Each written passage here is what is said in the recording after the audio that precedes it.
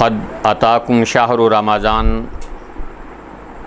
فشمروا له واحسنوا نیاتکم فیہ۔ رمضان اللہ کی رحمتوں کا خزینہ بن کے آتا ہے۔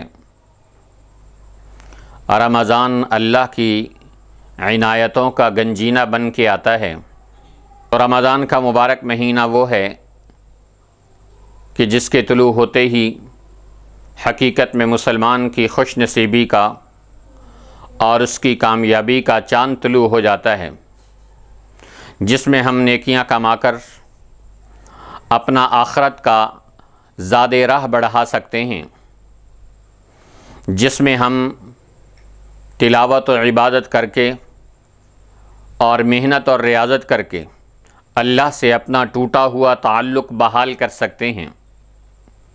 کہ رسول پاک علیہ السلام کے بارے میں آتا ہے کان یبشر اصحابہ،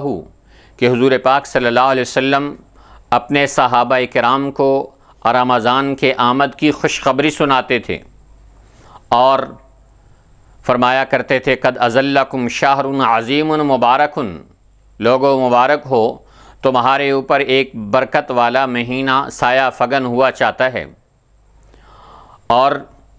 ایک حدیث میں آتا ہے کہ آپ صلی اللہ علیہ وسلم نے فرمایا کہ اتاکم شہر رمضان فمرحبا بہ واہلا، کہ تمہارے پاس رمضان کا مبارک مہینہ آ گیا، اس کی آمد خوش آمدید ہو، اور اس کے آنے کو ہم مرحبا کہتے ہیں۔ رسول پاک علیہ السلام کے اپنے طرز عمل سے اور احادیث سے ثابت ہوا کہ ہر مسلمان رمضان کے ایک ایک لمحے کو قیمتی بنائے اور اس میں زیادہ سے زیادہ نیک اعمال کرنے والی کوشش کرے اور اپنے آپ کو نیک اعمال پہ جبرن لگانے کی کوشش کرے، تو یہ چند دن کی محنت اور مجاہدہ اس کو بہت بڑھا کر آگے لے جانے کا سبب اور ذریعہ بنیں گے۔ امام شافعی رحمۃ اللہ علیہ فرماتے ہیں کہ حسن عمل اپنی ذات کے اعتبار سے نہ چھوٹا ہوتا ہے نہ بڑا، حسن نیت انسان کے چھوٹے عمل کو بھی بڑا کر دیتی ہے اور بری نیت انسان کے بڑے عمل کو بھی چھوٹا کر دیتی ہے۔ عمل دیکھنے میں چاہے کہ جی میں رمضان میں سبحان اللہ کی تسبیح کروں گا،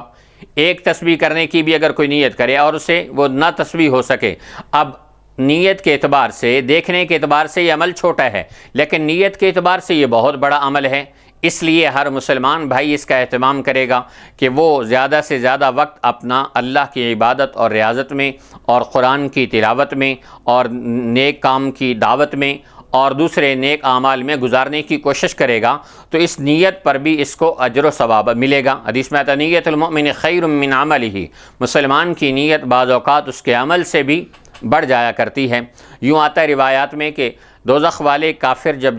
دوزخ میں جائیں گے تو کہیں گے اے اللہ مسلمان جنت میں اور ہم دوزخ میں۔ انصاف کا تقاضا تو یہ ہے کہ 60 سال 70 سال 100 سال ہم دنیا میں رہے، گناہ کیے، تیری نافرمانیاں کی، مسلمانوں نے اتنا ہی عرصہ تیری فرمانبرداری کی۔ اس کا تقاضا تو یہ ہے کہ 60 سال 100 سال ان کو تو نیک جنت میں عطا فرما دے، نیک اعمال کے بدلے میں جنت دے دے اور ہمیں سزا دے دے، اور اس کے بعد تو ہمیں جنت میں داخلہ عطا فرما دے اور مسلمانوں کو جنت سے نکال دے۔ تو اللہ فرمائے گے مسئلہ 100 سال 60 سال کا نہیں ہے، بلکہ مسئلہ ہے نیت کا۔ مسلمانوں نے نیت فرمائی کی تھی کہ جب تک زندہ رہیں گے میرے فرما بردار بن کے رہیں گے، اور تمہاری یہ نیت تھی کہ جب تک تم زندہ رہو گے میرے نافرمان بن کے رہو گے، تو جنت اور دوزخ کا دوام انسانوں کی نیت کے اوپر ہے۔